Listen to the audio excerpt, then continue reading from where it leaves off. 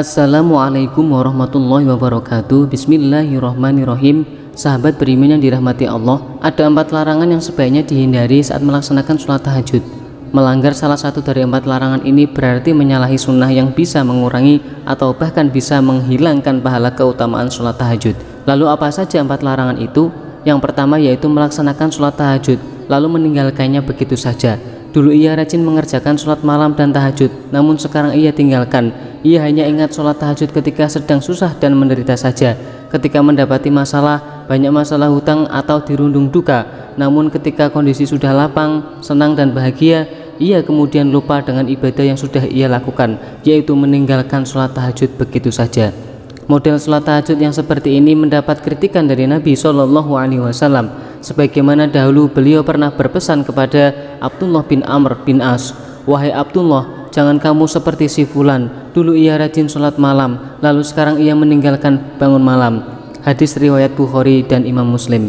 Sholat tahajud bukan dilakukan saat susah saja, saat ditimpa masalah, dililit hutang atau dirundung duka. Akan tetapi saat bahagia pun ibadah tahajud lebih baik harus tetap dilaksanakan. Rasulullah Shallallahu Alaihi Wasallam bersabda, "Kenalilah Allah di waktu lapang, niscaya Allah akan mengenalimu ketika susah dan sempit." Hadis riwayat Imam Ahmad.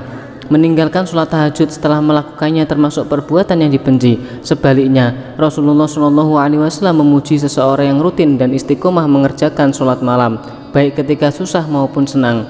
Beliau berkata mengenai Abdullah bin Umar yang rajin mengerjakan sholat malam, "Sebaik-baik orang adalah Abdullah bin Umar seandainya ia mau melaksanakan sholat malam." Salim berkata, setelah dikatakan seperti ini, Abdullah bin Umar tidak pernah lagi tidur di waktu malam kecuali sedikit. Hadis riwayat Imam Bukhari dan Imam Muslim. Beliau Shallallahu Alaihi Wasallam telah memberi contoh tidak meninggalkan sholat malam meski beliau dalam keadaan sakit. Dari Aisyah radhiyallahu anha berkata, "Jangan tinggalkan qiyamul lail karena sesungguhnya Rasulullah Shallallahu Alaihi Wasallam tidak pernah meninggalkannya, dan apabila beliau sakit atau malas maka beliau sholat sambil duduk." Hadis riwayat Imam Abu Dawud. Lalu yang kedua, menghususkan sholat tahajud pada malam Jumat. Walaupun malam Jumat adalah malam yang utama dan istimewa, tapi menghususkan sholat tahajud di malam Jumat saja termasuk amalan yang makruh dilakukan. Diterangkan dalam hadis dari Abu Hurairah radhiyallahu anhu bahwa Rasulullah Shallallahu Alaihi Wasallam bersabda, "Janganlah kalian khususkan malam Jumat dari malam-malam lainnya dengan qiyamul lail atau sholat malam." Hadis riwayat Imam Muslim. Untuk menghindari kemakruhan sholat tahajud di malam Jumat, maka kita bisa menambahkan sholat tahajud pada malam-malam sebelumnya atau sesudahnya. Sebagaimana penjelasan dari Imam Ibnu Hajar Al-Haytami dalam Tuhfatul Muhtaj, beliau berkata, makruh menghususkan malam Jumat dengan qiyamul lail, maksudnya dengan sholat, karena larangan yang terdapat dalam hadis riwayat Imam Muslim. Dari situ, sebagaimana kitab Matan Minhajul Abidin, dirumuskan hilangnya kemakruhan dengan menambahkan satu malam sebelumnya atau sesudahnya. Akan lebih baik lagi jika kita istiqomahkan amalan sholat tahajud. Itulah sebab menghususkan sholat malam pada malam Jumat saja merupakan larangan dari Rasulullah Shallallahu Alaihi Wasallam. Kemudian yang ketiga yaitu melaksanakan sholat tahajud saat kantuk dan memaksakannya. Jika mengantuk, hentikan atau tunda dulu sholat tahajudnya dengan tidur atau istirahat sejenak sampai hilang ngantuknya dan tubuh kembali fit dan segar. Inilah sunnah yang diajarkan Rasulullah Shallallahu Alaihi Wasallam. Diriwayatkan bahwa Nabi Shallallahu Alaihi Wasallam pernah menegur Sayyidah Zainab yang memaksakan diri untuk melaksanakan sholat dalam keadaan mengantuk. Suatu ketika Rasulullah Shallallahu Alaihi Wasallam masuk ke dalam masjid, lalu mendapati sebuah tali yang dibentangkan di antara 2 tiang. Kemudian beliau bertanya, "Apa ini?" Para sahabat menjawab, "Ini adalah tali milik Zainab. Ketika ia sholat berlama-lama hingga kelelahan, maka ia bersandar dengan tali itu." Rasulullah Shallallahu Alaihi Wasallam kemudian bersabda, "Lepaskanlah tali itu, sholatlah kalian ketika dalam keadaan segar. Jika kelelahan maka tidurlah." Hadis riwayat Imam Bukhari dan Imam Muslim. Memaksakan sholat dalam kondisi mengantuk itu dilarang, sebab akan memberatkan dan dapat menghilangkan kehusyukan, bahkan bisa mengakibatkan kesalahan dalam sholat.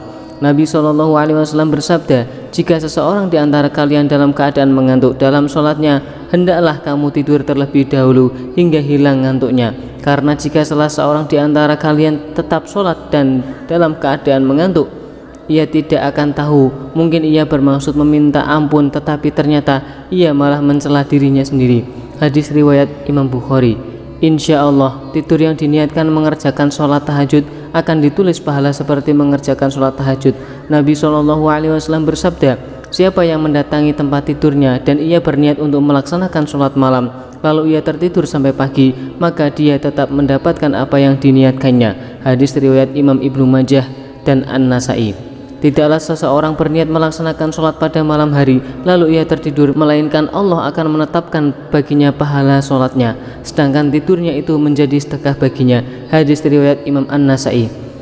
Kemudian yang keempat yaitu bertahajud semalaman setiap hari. Meski sholat tahajud itu baik diamalkan setiap malam, namun bukan berarti dengan cara yang memberatkan, sebab memberatkan dalam amalan itu bukan termasuk sunnah yang dianjurkan, bahkan hal itu dilarang. Rasulullah SAW telah memberi peringatan, demi Allah, akulah orang yang paling takut kepada Allah dan paling bertakwa kepadanya di antara kalian, tapi aku kadang berpuasa dan kadang tidak. Aku mengerjakan sholat malam dan juga tidur. Aku juga menikahi perempuan. Siapa yang membenci sunnahku, maka ia tidak termasuk golonganku. Hadis riwayat Bukhari dan Muslim. Rasulullah SAW juga telah mencontohkan seperti yang disebutkan Sayyidah Aisyah radhiyallahu anha. Ia berkata, aku tidak pernah melihat Rasulullah SAW mengerjakan qiyamul lail semalaman sampai subuh, dan tidak pula pernah melihat beliau berpuasa berturut-turut kecuali di bulan Ramadan. Hadis riwayat Imam Muslim. Maka dalam melaksanakan sholat tahajud itu tidak boleh berlebihan hingga memberatkan, yang akhirnya terputus di tengah jalan, apalagi jika sampai melalaikan kewajiban yang seharusnya dilakukan. Maka yang demikian ini jelas dilarang dan menyalahi kesalahan. Amalkanlah sholat tahajud itu semampu kita menurut kemampuan masing-masing sehingga mudah dijalani dan diistiqomahkan. Nabi SAW memerintahkan, lakukan amal yang kalian sanggup melaksanakannya, karena Allah tidak akan merasa bosan hingga kalian sendirilah yang merasa bosan. Hadis riwayat Bukhari dan Muslim. Misalnya jika mampu hanya 2 rakaat saja, maka itu sudah cukup, dan jangan ditambah, lebih baik sedikit tapi istiqomah daripada banyak tapi terputus di tengah jalan. Nabi SAW pernah ditanya, amal mana yang paling disukai Allah? Beliau menjawab, yang paling kontinu meski ia sedikit. Hadis riwayat Bukhari dan Imam Muslim. Demikian yang bisa kami bagikan, semoga bermanfaat untuk kita semua. Amin amin ya rabbal alamin. Wassalamualaikum warahmatullahi wabarakatuh.